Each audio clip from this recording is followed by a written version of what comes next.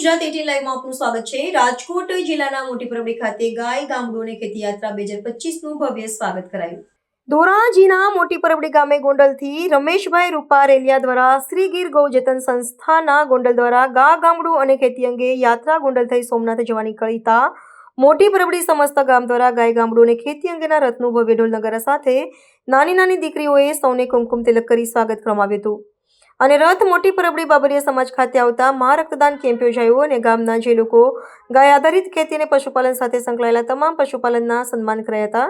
આ અંગે વક્તાઓ દ્વારા ગાય ગામડું અને ખેતી અંગે માર્ગદર્શન આપ્યું હતું। આ ગાય ગામડું અને ખેતી અંગે કાર્યક્રમમાં મોટી પરબડી અને આજુબાજુના વિસ્તારમાંથી બહોળી સંખ્યામાં લોકો હાજર હતા અને સાંજે મહેન્દ્રસિંહ સરવૈયા દ્વારા આયુર્વેદ કથા વાંચવામાં આવેલ અને ધોરાજીના સેવાભાવી ડોક્ટર મેહુલ સંઘાણી આયુર્વેદ અંગે માર્ગદર્શન આપવામાં આવેલું હતું। આ તકે મોટી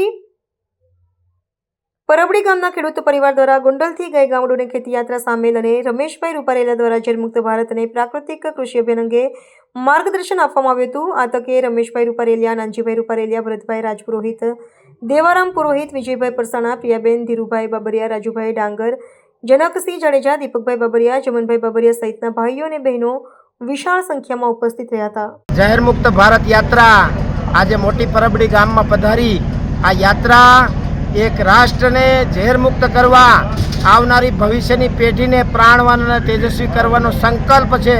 પ્રાકૃતિક ગાય આધારિત ખેતી જ વિશ્વને બચાવી શકે, તંદુરસ્ત બનાવી શકે એવા સંકલ્પ સાથે યાત્રા દાદા સોમનાથના સાનિધ્યમાં પૂરી થશે।